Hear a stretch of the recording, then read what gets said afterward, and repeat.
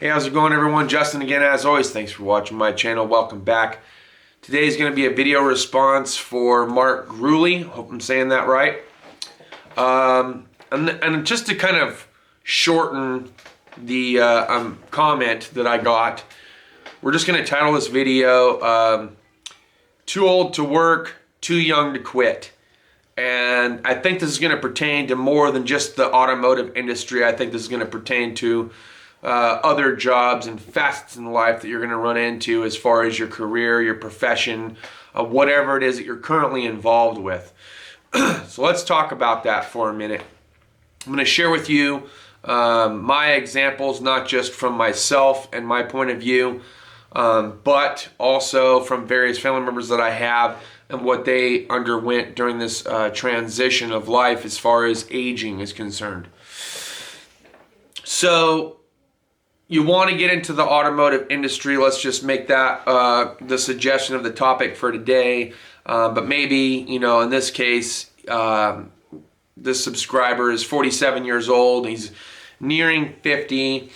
And just to kind of give you the background and things that I've caught and remembered from the comment that I received, he's went to several dealerships asking, why this job over this job, how much I could expect to get paid from this job over this job. Watched numerous YouTube videos as far as what various companies, dealerships, or shops are looking for.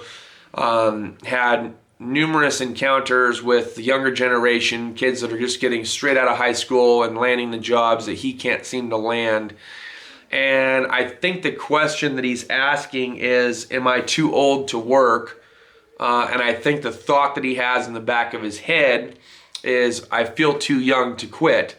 There's a lot of things that I have ahead of me. This is something that I'm interested in. He spent a lot of time, money, consideration as far as wanting to make a transition from trucking over to the automotive trade. He's even put some lifts into his own personal shop that he has. He's purchased just about every tool that you can imagine, not just the expensive stuff and not just the cheap stuff. So I think as far as his commitment and the motivation that he has to getting into the industry is there. But is there something more to look at than just the motivation and consideration of trying to get into this profession? And I think a lot of that has to do with age. Every year, thousands upon millions of people over 50 struggle to try to find jobs currently. The unemployment rate for those that are over 50 is extremely high, and the number just keeps to go up, up, up, up, up. Granted, unemployment might be going down, but that unemployment is not just based off of the elderly, that's based off of the whole. The sad part is that you have, these baby boomers and Gen X, and then you have the millennials, and out of all that you have this certain age criteria, call it the baby boomer criteria or whatever, that is willing to work, but the millennials that are not willing to work, and trying to get people off the unemployment chain and onto the employment chain is extremely difficult, because once you get to a certain age, you have our elders that are interested in working, and you have the younger generation that's not interested in working, and that's sad. It's also sad that so much discrimination takes place between the youth and the elderly, where you might feel like you're 30 years old or 25 years old again, and you might be in your 50s. Somebody else that's in their 20s might feel like they're in their 80s. It's weird. It's this weird pandemic thing that's going on. So let me give you something that happened to me when I left Oregon, became unemployed. I was done with community college. I had some ASE certifications. I had gotten divorced and was looking for work. I was willing to take anything that I possibly could get, even if that meant going back to either being a waiter, a bar back, a lifeguard, working in fast food, trying to get a job as a mechanic, anything that I could get to try to make some kind of wage, I was willing to do. So I was filling out what seemed like at least 10 applications per day, and it took me approximately 3 months to finally find work. But before I found work, I'll never forget one of the interviews that I had with a movie theater manager, and she had told me that I was a little bit too overqualified in one area, not so qualified in their area, and a little bit older than they would like to see for somebody seeking employment for their establishment. I didn't take this as being discriminative because I understand she was being truthful with me. She was letting me know, hey, look, you're a little bit too old and you're a little bit too overqualified in this specific area. I think you'd be better off looking for work in this area. And I was like, right now, I need to be able to put money in my pocket to get food and pay for bills and such, and I don't have it. You're hiring, I'm looking for a job. And I used to work at the movie theater, so I thought this would have been a shoe-in, especially since it had only been like 8 years since I actually worked there. Or was it 10? Either way, she basically dismissed me and I was gone. So I ran into that situation as well when I tried to become a bar back or a waiter. I got pulled in and they told me I didn't have enough experience. And I said, well, I've got like 2 years experience. And they're like, yeah, but not anything as of recent. This experience has been, 10 years old or whatever. We can't utilize that. We need something more current. I didn't have anything more current because I had spent a lot of time in the military as well as being a mechanic. So I was underqualified for their position, and that played a huge role. A situation that is not of my own was my stepdad was a pilot, and obviously there's a progression to becoming an airline captain and a pilot for this specific company that I'll not mention. But more so, he was also an air marshal, and so he was extremely qualified for his position. And they put him on, if I remember correctly, what was called furlough, which was basically like hang out in the back and we'll let you know where you stand and what we can and cannot do with you. Him being in his 50s did not help the situation. So when they came back with a counter offer as far as him being able to retain his job as not only an airline captain, but an air marshal, he would have to take a pay cut. And it was a big pay cut. He was at the time, if I'm not mistaken, he was making about $200,000+ per year, and they wanted to pay him less than half of what he originally was being paid. So instead, he ended up dropping it, bowing out, and taking his what little it's not retirement, severance pay. He took a severance pay and then left. And as for my grandfather, he was a broker for many, many years, not just on his own, but he also worked for various real estate companies, and he did fairly well for himself. But then the market crashed, and it was extremely difficult, not just on his own business as an individual broker, but as far as being an employee as well. It was really difficult to sell property during the time frame during the huge market crash that we had, and I believe that was in, what was it, 08 or 07, 08, something like that. So as a result, he was let go from his employer at the time and maintained his individual broker's license to sell property on his own, and then slowly but surely got through that hurdle and was finally hired by another company, but again for a fraction of the wages that he was getting before.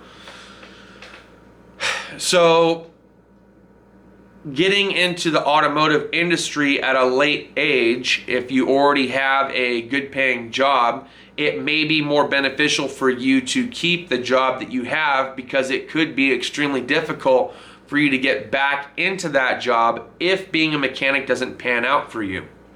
That would be my advice, and I take it for what it's worth. I know I'm a bit younger.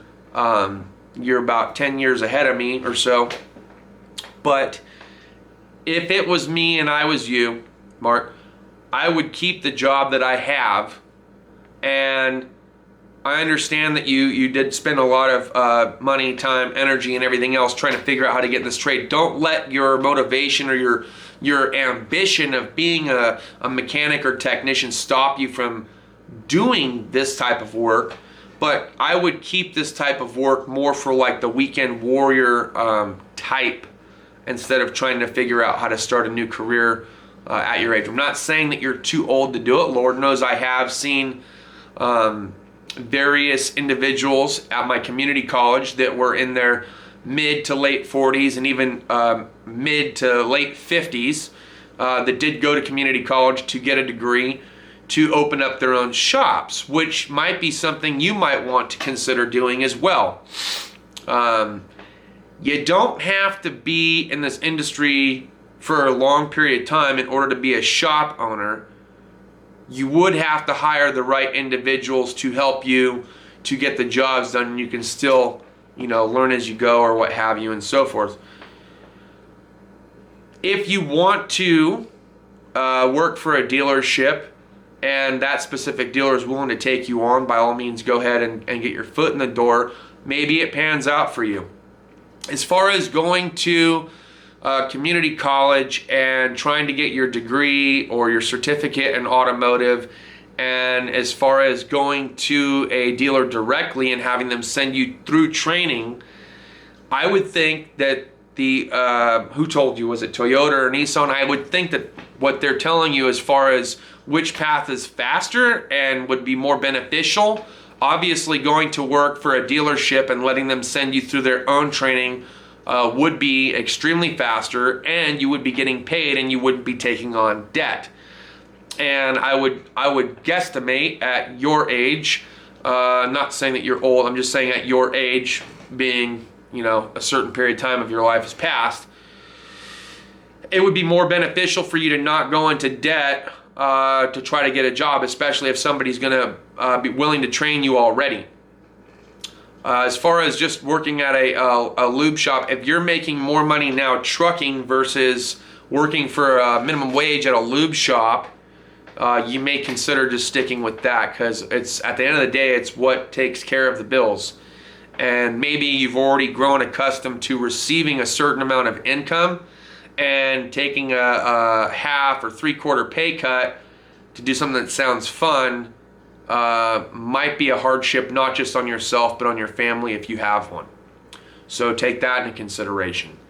Some other things to consider is that, like you had told me in your comment, you had gone out and you had purchased a nice toolbox and a bunch of tools, and you have a lift, and it seems like you got the right motivation and mentality behind it, that you really want to do this. If you're already set up and established at your house, I would say, depending on how often you're trucking, maybe keep that as your full-time gig.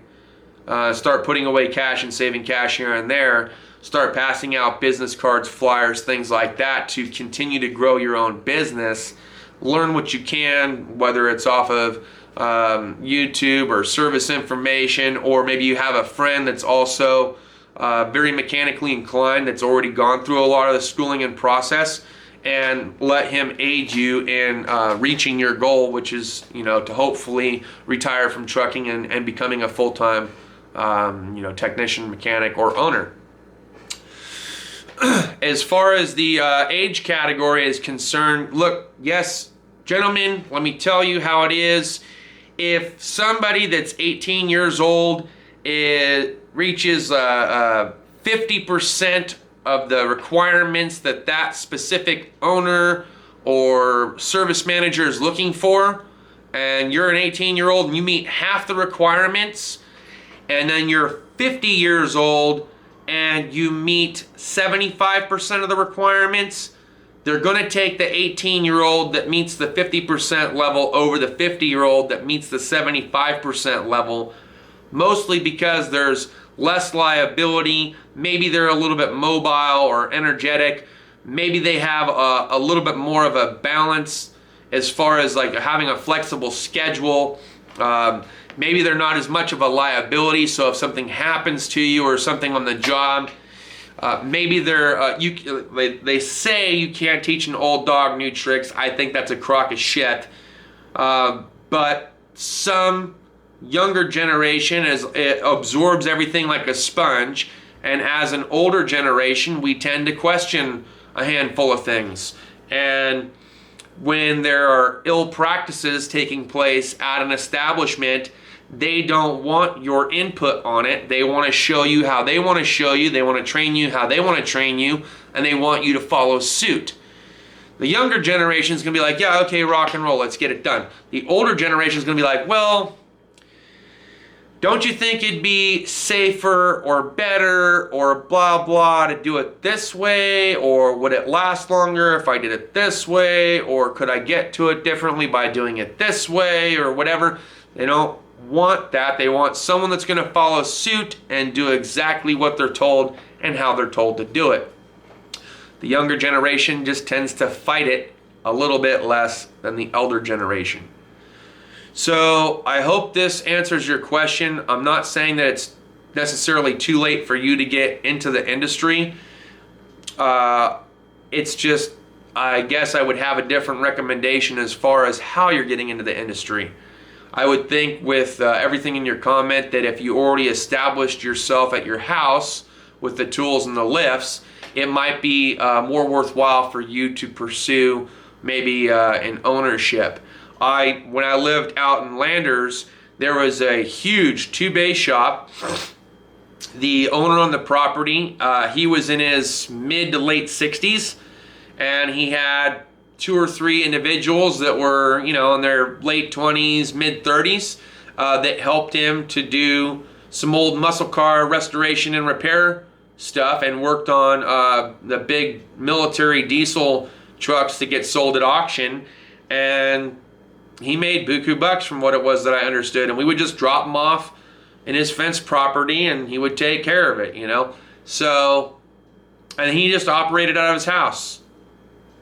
But again, you might have to, check with the county that you or the city limits that you live in and find out the regulations as far as if your property is commercial property and private or residential property, or however that works out. But you might want to make sure that you meet the parameters and the guidelines for the laws, because the last thing you would want is to get hemmed up and have somebody get upset, some kind of customer getting upset, and then them trying to come after you and then finding out that you're conducting business on non-commercial property. So I would do some more research about that.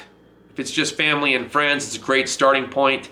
If you can stack up some cash to either rent or own your own shop in town, or if you live on land that can be considered commercial property, I would invest more time and energy in that, building it up until you decide to retire from trucking.